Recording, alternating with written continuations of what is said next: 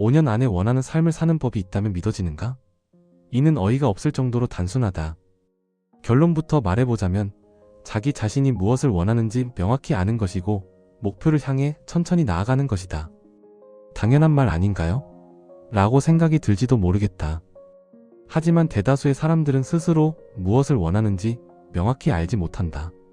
그저 돈이나 빨리 벌고 떵떵거리며 살고 싶을 뿐이다. 한번 주변 사람들에게 질문을 던져보라. 왜 부자가 되고 싶어? 라고 말이다. 그럼 어이없다는 식으로 당신을 빤히 쳐다볼지도 모른다. 그걸 말이라고 해? 부자가 되면 좋잖아. 이렇게 뿌연 안개처럼 추상적인 대답만 돌아올 것이다. 우리는 왜 부자가 되고 싶은지도 모르면서 부자가 되는 길이 얼마나 어렵고 용기가 필요한 일인지도 진지하게 생각하지 않는다. 그저 빨리 성공하고 싶다는 목적 없는 욕망에 이리저리 휩쓸리거나 타자의 욕망을 욕망할 뿐이다. 결국 주변 사람들이나 사회가 정해놓은 성공의 기준을 맹목적으로 추종하며 진정 원하는 삶을 살지 못하게 되는 것이다. 따라서 5년 안으로 원하는 삶을 살기 위해서는 일단 자신의 내면을 천천히 관찰할 필요가 있다.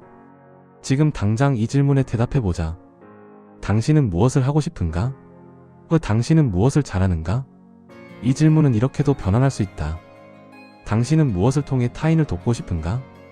당신은 어떤 능력으로 타인을 도울 수 있는가? 자기 개발의 선구자이자 베스트셀러 작가인 얼 나이팅게일은 이렇게 말했다. 보상은 봉사와 정비례한다. 그리고 이런 설명을 덧붙였다. 보다 많은 사람에게 봉사할 수 있는 합리적이고 확실하며 건전한 방법을 찾는다면 보상은 저절로 나올 것이다. 결국 맹목적인 부자, 추종자로 살거나 알맹이 없는 욕망은 우리의 삶을 원하는 곳에 데려다 주지 않는다.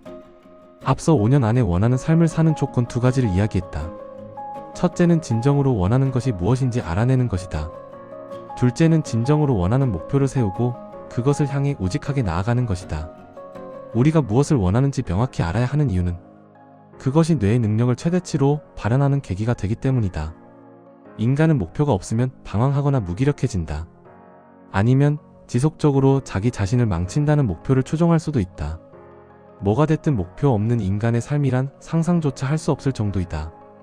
심리학의 목표 설정 이론에 따르면 구체적이고 도전적인 목표는 그 자체로 강력한 동기가 된다고 한다.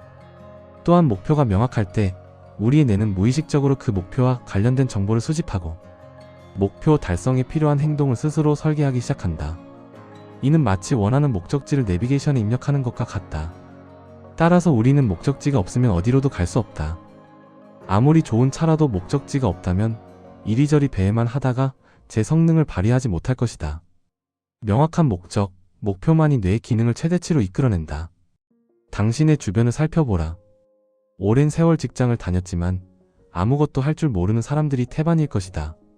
그 사람들은 오직 직장에만 기대며 살아왔다. 직장에서 시키는 일만 잘하면 사는데 아무런 문제도 없었다. 주말마다 가고 싶은 곳을 놀러 다니고 취미 생활을 즐긴다. 직장에서 딱히 괴롭히는 사람이 없다면, 일이 어렵지 않다면, 잘리지 않을 정도로만 일에 능숙하다면 아무런 문제도 없다. 그런데 말이다. 진짜로 문제가 없는 걸까? 직장을 다닐 때는 문제가 없지만 그만둬야 하는 상황은 반드시 온다. 그때는 시시각각 생계를 위협받을 것이고 눈앞이 깜깜할 것이다. 반면에 직장을 다니면서 자신만의 꿈을 이루겠다고 주말마다 기술을 배우고 부업에 뛰어들고 학원에 다니는 사람이 있다고 가정해보자. 그 사람은 똑같이 직장을 다니지만 분명한 목표가 있다. 자신만의 꿈을 위해 노력하는 것이다. 이 사람은 분명 직장에서 불미스러운 일을 당해도 개의치 않을 것이다. 왜냐하면 자신이 있기 때문이다. 그는 분명 직장에 의존하지 않고 스스로 생존할 수 있을 것이다. 남들보다 쉽게 퇴사 결정을 내릴지도 모르겠다. 전자는 시간이 녹아내린 것이고 후자는 시간을 차근차근 쌓아 올린 것이다. 가장 먼저 해야 될 것은 자기 자신이 무엇을 하고 싶은지를 발견하는 것이다. 평생 동안 해도 괜찮을 일을 찾아야 한다. 이는 인생을 건 대형 프로젝트이다.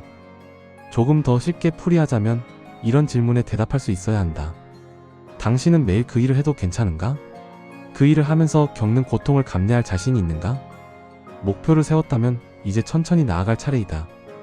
사람들은 종종 천천히라는 말을 느리게라고 오해한다. 하지만 여기서의 천천히는 멈추지 않음을 의미한다. 투자의 귀재 워런 버핏의 부는 90% 이상이 65세 이후에 형성되었다. 이는 복리의 마법을 증명하는 강력한 사례이다. 복리는 비단 돈에만 적용되지 않는다. 지식, 습관, 평판, 건강 모두 복리로 쌓인다. 매일 1%의 성장은 1년 뒤 약 37배의 차이를 만든다. 반대로 매일 1%의 퇴보는 1년 뒤 0.03이라는 처참한 결과로 이어진다.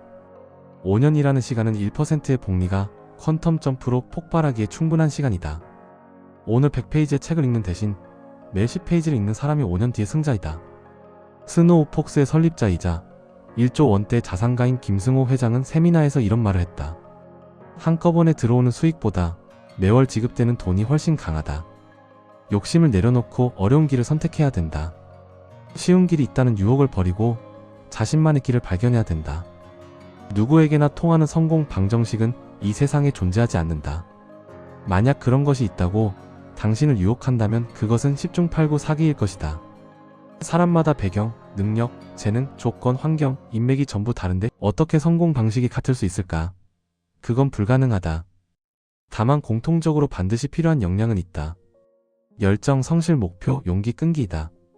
매일 조금씩 자신만의 시간을 확보하고 1%씩 성장하라. 당신만의 루틴을 만들고 그것을 실천하기 위해 부단히 노력해야 된다. 나는 일을 하면서 꾸준히 글을 써왔다.